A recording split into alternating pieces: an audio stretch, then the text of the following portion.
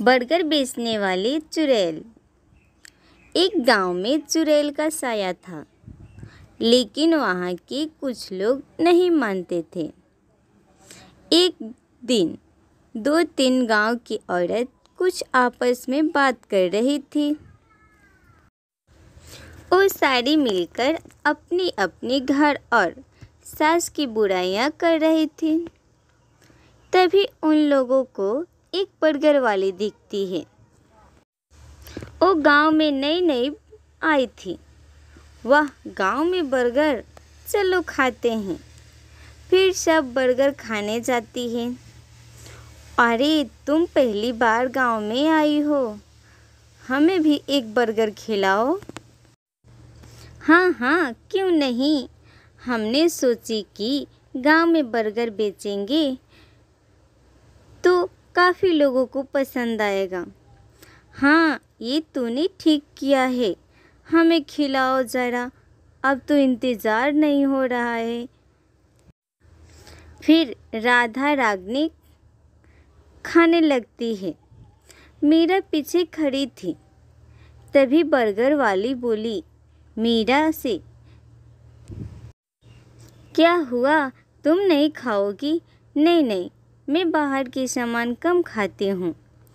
फिर सब अपने अपने घर चली जाती है। जब रात के 12 बज जाता है तो वही बर्गर वाली चुड़ैल का रूप धारण कर लेती है और गांव के राधा रागनी को उठा ले जाती है। फिर एक गुफा में बंद कर देती है। फिर सुबह बर्गर वाली का रूप लेकर बर्गर बेचने गांव में चली आती है। आज फिर से गांव के 2 लोग बर्गर खाने आते हैं। उधर राधा रागनी गायब होने की खबर पूरे गांव में फैल जाता है। बर्गर वाली बर्गर बेचकर चली जाती है। रात के 12 बज जाता है तो उन दोनों को भी उठाकर गुफा में बंद कर देती है। अगले दिन जब गांव में 2 लोग और गायब हो गए, तभी गांव में पंचायत बैठाया गया कि आखिर गांव के लोग कहाँ गायब हो रहे हैं और यह सब कौन कर रहा है। तभी मीरा बोली कि ये सब उस दिन से हो रहा है जिस दिन से वो नई बर्गर बेचने वाली आई है। हमें उस बर्गर वाली पर नज़र रखना होगा। फिर सब बर्गर वाली के आने का इंतज़ार करने लगे। कुछ ही देर में बर्गर वाली आती है। मीरा बर्गर वाली के पास जाती है। अरे ओ बर्गर वाली, हमें थोड़ा बर्गर खिला दो। मेरा तो आज बहुत मन कर रहा है बर्गर खाने के। फिर मीरा बर्गर खाती है। बर्गर वाली चली जाती है। सब रात होने का इंतज़ार करने लगते हैं। मीरा और उसका पति रामू सोए हुए थे।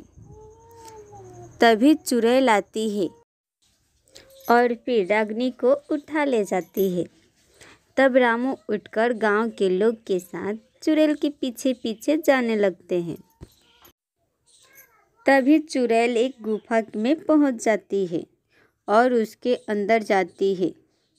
रामू और गांव के कुछ लोग गुफा के अंदर जाते हैं। चुड़ैल रागनी को रख देती है। तभी राधा बोली, रागनी बहन, हमें बचा लो, नहीं तो ये चुड़ैल हम सबको मार देगी। तभी चुड़ैल बोली, अरे ये क्या बचाएगी, इसकी जान खुद संकट में है। तभी रामू मसाल लेकर आता है और चुड़ैल के देह पे आग लगा देता है। चुड़ैल जलने लगती है और वहीं जलकर राख हो जाती है। फिर गांव वाले हंसी खुशी अपने घर आ जाते हैं।